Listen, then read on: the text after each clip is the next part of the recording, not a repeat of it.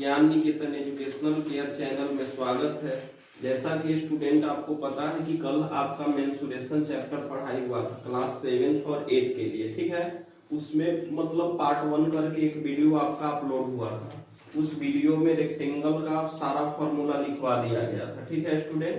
और जो बच गया था जैसे स्क्वायर, पैरेललोग्राम, रोम्बस, ट्राइपीजियम, ये सब जो था उसका फॉर्मूला बच गया था, ठीक है फ्रेंड्स। तो पहले हम क्या कर रहे हैं कि उसका फॉर्मूला आपको नोट करवा दे रहे हैं और उसके बाद मतलब उसके आगे हम लोग कुछ क्वेश्चन को डिस्कस करेंगे। ओके स्टूडेंट, तो फर्स्ट ऑफ ऑल आप लोग ध्यान से इसको देखिए। देखिए सबसे पहले हम लोग स्क्वायर के बारे में बात करेंगे कि स्क्वायर क्या। तो कल हम स्क्वायर का प्रॉपर्टी आप लोग को लिखवा दिए थे। स्क्वायर का मतलब वैसा क्वाड्रिलेटरल है जिसका सभी साइड और सभी एंगल क्या हो, इक्वल हो, ठीक है। मींस आप कह सकते हैं कि all sides are equal and each angle is 90 degree. Okay student, देखिए स्क्वायर में फॉर्मूला आपका क्या क्या है। सबसे पहले है perimeter of square, perimeter of square equal 4 into side. Okay student, 4 into side, या कहीं कहीं आप देखते होंगे कि साइड के जगह आपका 4 इंटू ए, मतलब 4a भी लिखा हुआ है स्टूडेंट। तो इसमें और इसमें कोई डिफरेंस नहीं है। आप 4 इंटू साइड भी बोल सकते हैं या आप 4a भी बोल सकते हैं। ओके, नेक्स्ट आपका area of square, area of square equal आपका हो गया side into side, side into side. बहुत जगह क्या होता है कि साइड इंटू साइड नहीं लिख के आपको क्या करता है कि डायरेक्ट साइड स्क्वायर लिख देता है, साइड स्क्वायर। ओके, नेक्स्ट जो आपका फॉर्मूला है diagonal of square, diagonal of square, diagonal of square equal हो गया √2 इंटू साइड, या आप लिख सकते हैं √2 इंटू ए। ओके स्टूडेंट, मतलब यही जो आपका 3 जो फॉर्मूला है वो मेन फॉर्मूला है, perimeter of square, area of square और डायगोनल ऑफ स्क्वायर, ठीक है। और भी जो फॉर्मूला है मतलब आप देखेंगे कि बुक में जो है 3 से ज्यादा फॉर्मूला लिखा हुआ रहता है, ठीक है ना। तो इन्हीं सब फॉर्मूला से वे सब फॉर्मूला बना दिया जाता है, ठीक है ना। ऐसे मेन आपका 3 ही फॉर्मूला है, एक पेरीमीटर ऑफ स्क्वायर, एक एरिया ऑफ स्क्वायर, एक diagonal of square. Okay, so next हम जो और इसमें फॉर्मूला है वो लिख रहे हैं आपका, ठीक है। और जो फॉर्मूला क्या है वो हम आपका लिख दे रहे हैं, ठीक है ना।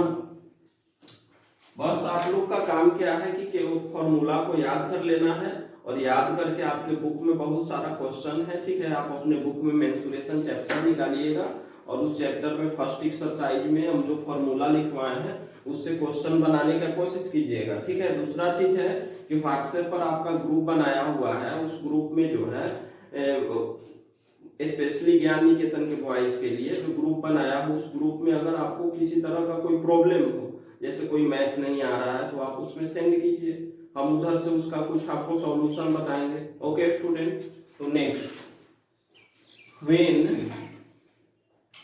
when area of square is given, when area of square is given then side equal, formula आपका होता है √अंडर एरिया। ओके स्टूडेंट, बहुत लड़का इसमें कंफ्यूज हो जाते हैं जब उनसे पूछा जाता है कि साइड ऑफ स्क्वायर इक्वल बताइए, जब आपको एरिया दिया हुआ है तो वहां बहुत लड़का क्या होते हैं कंफ्यूज हो जाते हैं, वो एरिया बाई 4 बोलेंगे, 4 इंटू एरिया बोलेंगे। नहीं, आपको याद रखना है side equal √under area. Okay, when perimeter of, when perimeter of square is given then side equal perimeter by 4, या आप शॉर्ट में इसको P बाई क्या लिख सकते हैं, 4 लिख सकते हैं। ओके स्टूडेंट, याद करने में आपके सुविधा के लिए P बाई 4। अगर आपसे P का मतलब पूछा जाए तो वहां पे आपको याद रखना है पेरीमीटर, ठीक है। और एक जो आपका हो गया when diagonal is given, diagonal is given then side equal diagonal by √2। ये आपका साइड निकालने का फॉर्मूला। तीनों जो आप यहाँ पे देखिएगा स्टूडेंट थोड़ा ध्यान से, ये जो तीनों फॉर्मूला आपका लिखा हुआ है वो तीनों साइड निकालने का ही फॉर्मूला है, ठीक है। लेकिन आप कंफ्यूज नहीं होइएगा, उसमें तीनों साइड निकालने का ही फॉर्मूला है, उसका कंडीशन अलग अलग दिया हुआ है। जब एरिया गिवन में है तो साइड इक्वल आपका होगा रूट अंडर एरिया। जब आपका पेरीमीटर गिवन है तब साइड इक्वल होगा पेरीमीटर बाई 4। जब आपका डायगोनल गिवन है तो साइड इक्वल होगा डायगोनल बाई √2। और एक फॉर्मूला और स्टूडेंट यहाँ इसमें बच रहा है, वो फॉर्मूला क्या है कि एरिया ऑफ स्क्वायर इक्वल, दो फॉर्मूला होता है, ठीक है। एक जब साइड दिया हुआ रहे तो हम आपका लिख दिए साइड इंटू साइड, और एक जब डायगोनल दिया हुआ रहता है तो एरिया ऑफ स्क्वायर इक्वल होता है 1/2 इंटू डायगोनल स्क्वायर। क्या होता है student, 1/2 into diagonal square. Okay student, any problem? आशा है कि आप लोग समझ रहे होंगे। पहले भी 6 क्लास में भी जब आपका मेंसुरेशन हुआ था उस टाइम भी कुछ फॉर्मूला आपको लिखवाया गया होगा, ठीक है ना स्टूडेंट। क्या देखिए स्टूडेंट, एक और जो फॉर्मूला आपका मतलब बचा हुआ था एरिया ऑफ स्क्वायर में, वो क्या है कि एरिया ऑफ स्क्वायर इक्वल होता है 1/2 इंटू डायगोनल स्क्वायर, ठीक है। तो हम यहाँ पर आपको स्टूडेंट क्या किए हैं कि एरिया ऑफ स्क्वायर निकालने के लिए दो फॉर्मूला होता है, ठीक है। लेकिन दोनों का कंडीशन क्या है, अलग अलग है, ठीक है। कोई कोई क्वेश्चन में क्या होता है कि आपको डायगोनल दे देता है, ठीक है। तो स्टूडेंट क्या करते हैं कि पहले डायगोनल से वो साइड निकालेंगे, उसके बाद एरिया निकालेंगे। ये भी मेथड सही है, ठीक है, लेकिन थोड़ा टाइम टेकिंग है, आपका टाइम ज्यादा लगेगा, ठीक है ना। इसीलिए एरिया ऑफ स्क्वायर इक्वल आपका डायरेक्ट फॉर्मूला ही 1/2 इंटू डायगोनल स्क्वायर। ओके, सो आप डायगोनल की जगह जो दिया हुआ है क्वेश्चन में वो पुट कर दीजिए और सोल्व कर दीजिए, आपका आंसर आ जाएगा, ठीक है। इसके साथ साथ स्टूडेंट 2 पॉइंट और है जो आप याद रखिएगा कि एरिया का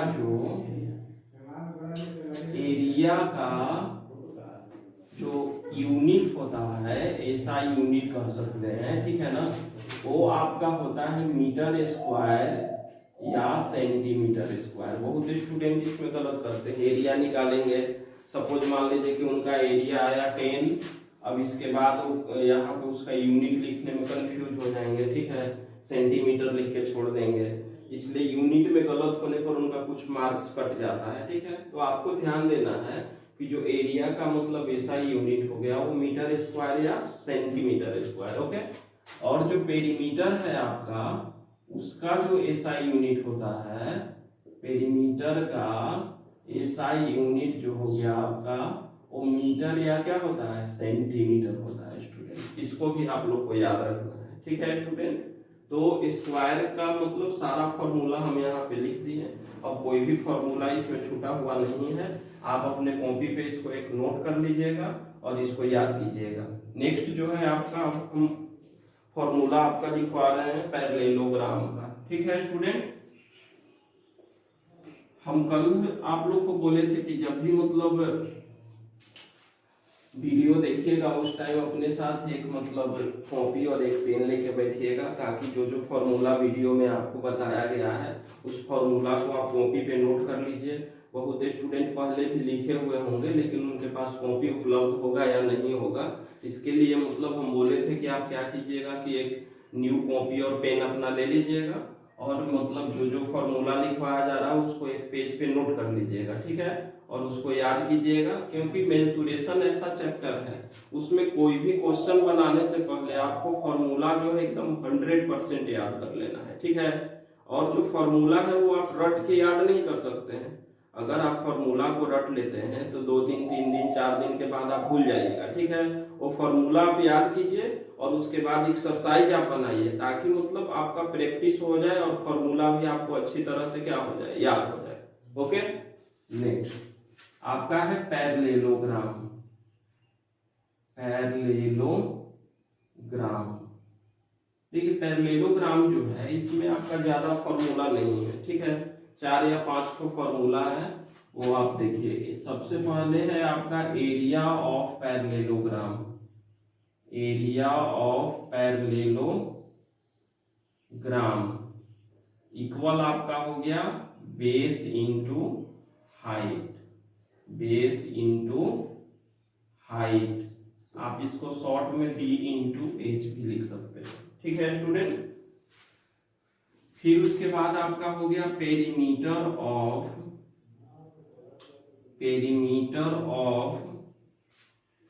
पैरेललोग्राम इक्वल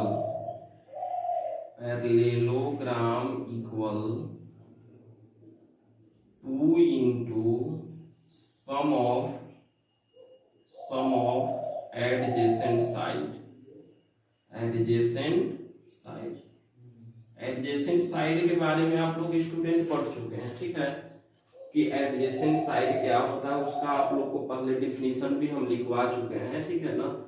आप जब मतलब 6 क्लास में थे, 8 वाले जो है 7th क्लास में थे, उस टाइम एडजेसेंट साइड आपको बताया गया था, एडजेसेंट एंगल बताया गया था, उसका डिफिनीशन भी आपको लिखवा दिया गया था। फिर से थोड़ा सा हम फिगर बना के आपको समझा दे रहे हैं कि जो एडजेसेंट साइड होता है वो क्या होता है। जैसे मान लीजिए कि ABCD आपका एक पैरेललोग्राम है, ठीक है।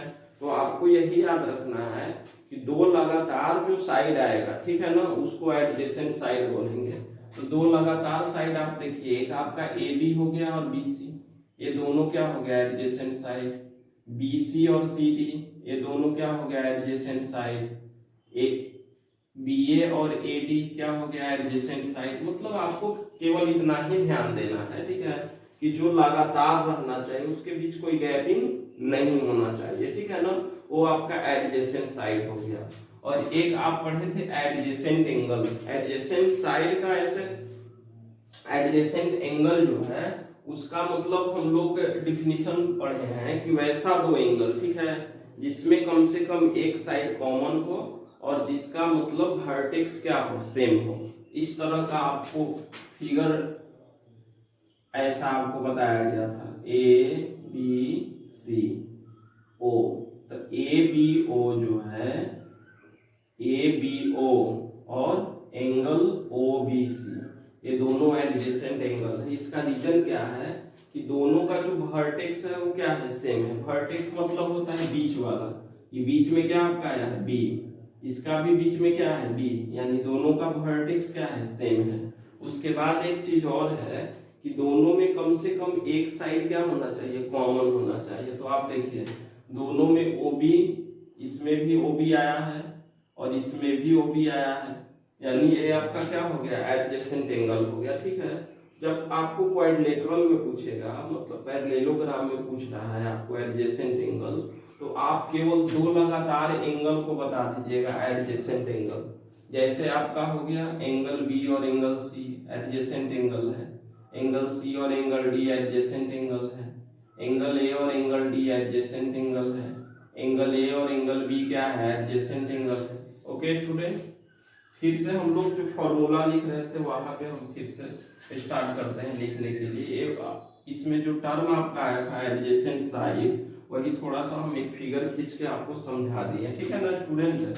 आप इधर ध्यान दीजिएगा, when base and area are given, then height equal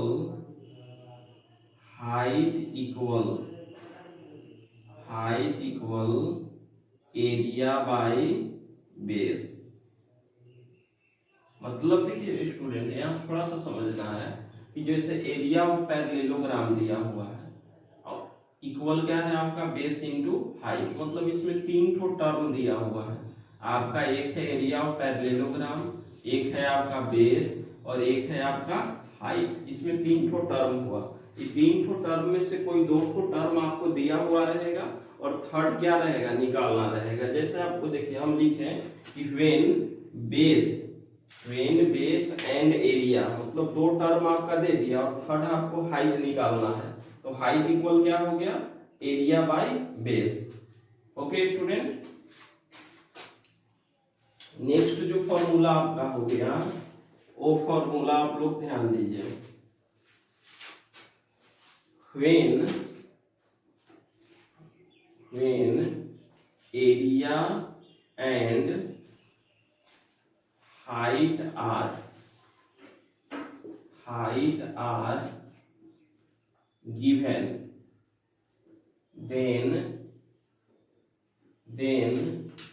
base equal area by height। Okay, base equal area bye क्या हो गया आपका, हाइट हो गया। ठीक है, नेक्स्ट जो आपका क्वाड्रिलेटरल स्टूडेंट्स वो है आपका रोम्बस।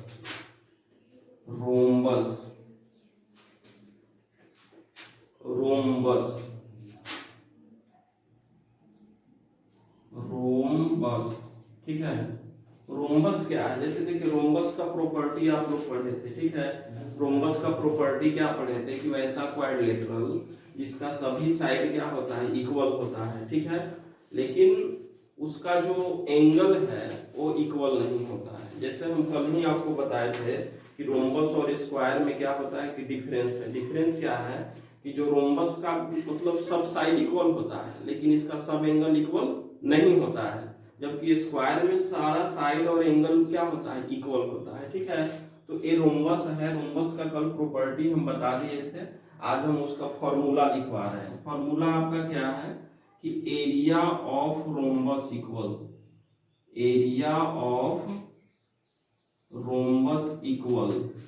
आपका होता है 1/2 into product of its diagonals. Product of its diagonals. Okay, कहीं आप देखे होंगे कि इसको इतना नहीं लिख के 1/2 इंटू D1 इंटू क्या लिखता है, D2। D1 का मतलब है फर्स्ट डायगोनल और D2 का मतलब है second diagonal. Okay student, next जो है आपका perimeter of rhombus equal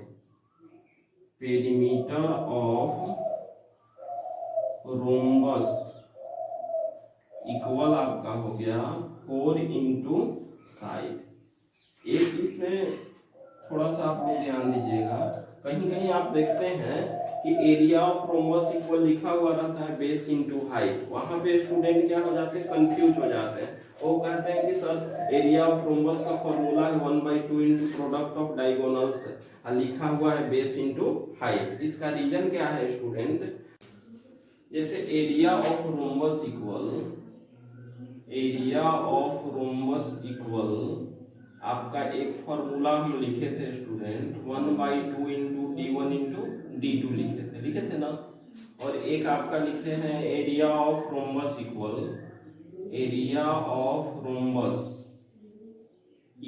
base into height. कहीं कहीं बुक में आप देखिएगा तो ये भी लिखा हुआ रहता है area of rhombus equal base into height.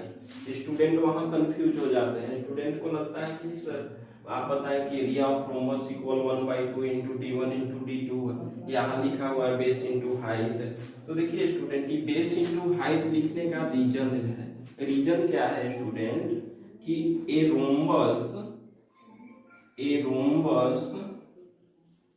Rhombus can be a parallelogram, मतलब एक जो रोम्बस है वो पैरेललोग्राम हो सकता है।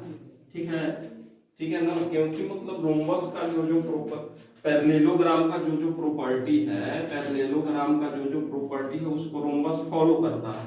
इसलिए रोम्बस को हम पैरेललोग्राम बोल सकते हैं। ठीक है, तो अगर मान लीजिए कि किसी तरह कोई क्वेश्चन है ऐसा जिसमें रोम्बस और पैरेललोग्राम दोनों का जिक्र हुआ है, ठीक है, तो उस कंडीशन में आप area of rhombus equal base into height भी यूज कर सकते हैं। ठीक है, ऐसे मेन आपका एरिया ऑफ रोम्बस इक्वल है 1/2 इंटू d1 इंटू d2, यही याद रखिएगा। ठीक है स्टूडेंट, कुछ और 2-3 तो फॉर्मूला है जो हम लिख दे रहे हैं आपका रोम्बस में, सारा फॉर्मूला हम यहाँ पे लिख दे रहे हैं। ठीक है, और कोई एक्स्ट्रा इसमें फॉर्मूला नहीं है, बस आप लोगों को कॉपी पे अपना लिख लेना है। ठीक है, जो फेयर का मैथ का कॉपी बनाए हुए हैं या जो भी एक कॉपी पे तो हम आपको बताएं स्टूडेंट कि जितना जो फॉर्मूला हम अभी तक लिखवाए हैं उसको आप फेयर के कॉपी पर जो मैथ का फेयर बनाए होंगे या कोई भी एक कॉपी पर उसको लिख लीजिएगा, उसको रिमेम्बर कर लीजिएगा। ठीक है, कुछ और जो फॉर्मूला है जो ट्रायंगल से रिलेटेड है, ठीक है स्टूडेंट, और वो आपके लिए ज्यादा इंपॉर्टेंट है। जैसे आपका हो गया इक्विलैटरल ट्रायंगल, इक्विलैटरल ट्रायंगल का प्रॉपर्टी हम कल ही आपको बता दिए थे, उसका फॉर्मूला हुआ area of an equilateral triangle equal √3/4 into side square. Okay, और एक होता है height of an equilateral triangle equal √3/2 into side.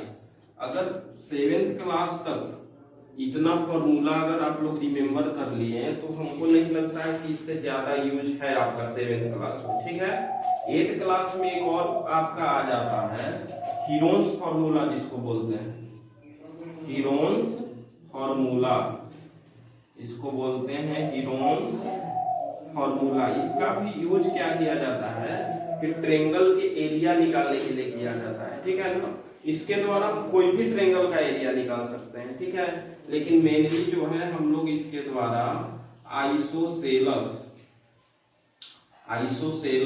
और आइसोसेलस एंड स्केलिन ट्रायंगल, ये दोनों का जो है हम लोग इस फॉर्मूला से निकालेंगे, हीरोन्स फॉर्मूला से। ठीक है, और जो आपका इक्विलैटरल ट्रायंगल का देगा तो उसका हम लोग का फॉर्मूला है √3/4 इंटू साइड स्क्वायर। ठीक है, हीरोन्स फॉर्मूला क्या है वो हम ऊपर लिख दे रहे हैं। ठीक है, आप लोग याद कर लीजिएगा इसको। हीरोन्स फॉर्मूला का मतलब है, उसमें थोड़ा सा समझना पड़ेगा आपको। जैसे मान लीजिए कि एक ट्रायंगल हम बना लिए और ये ट्रायंगल का नेम दे दिए ABC। अब ए के जो सामने वाला साइड रहता है उसको हम लोग स्मॉल ए से इंडिकेट करते हैं। ठीक है, और जो बी के सामने वाला उसको स्मॉल बी, और जो सी के सामने वाला होता है उसको स्मॉल सी से इंडिकेट करते हैं। ठीक है, अब क्वेश्चन अगर आपसे पूछा जाए कि स्मॉल ए से कौन से साइड को इंडिकेट किया जाता है, तब वहां पे आपको बताना है कि एंगल ए के सामने का जो साइड होता है उसको हम लोग स्मॉल ए से इंडिकेट करते हैं। ठीक है, फॉर्मूला एरिया निकालने के लिए फॉर्मूला क्या हुआ आपका वो आप लोग देखिए। ठीक है, ABC समझ गए ना, जो फॉर्मूला में आपका स्मॉल ABC लिखा हुआ रहेगा वो क्या है आप समझ गए ना। ABC का मतलब हो गया आपका साइड। ठीक है, अब A का मतलब कौन सा साइड, तो आपको बताना है एंगल A के सामने वाला साइड को स्मॉल a से इंडिकेट करेंगे, एंगल B के सामने वाला जो साइड है उसको स्मॉल b से, और एंगल C के सामने वाला जो है स्मॉल c से। ये जो फॉर्मूला का यूज है आपको अभी 7th क्लास में इसका यूज नहीं मतलब है। ठीक है, आपको 8 में इसका यूज करना है, इसलिए हम यहाँ पे इस फॉर्मूला को भी लिख दे रहे हैं। ठीक है, एरिया ऑफ ट्रायंगल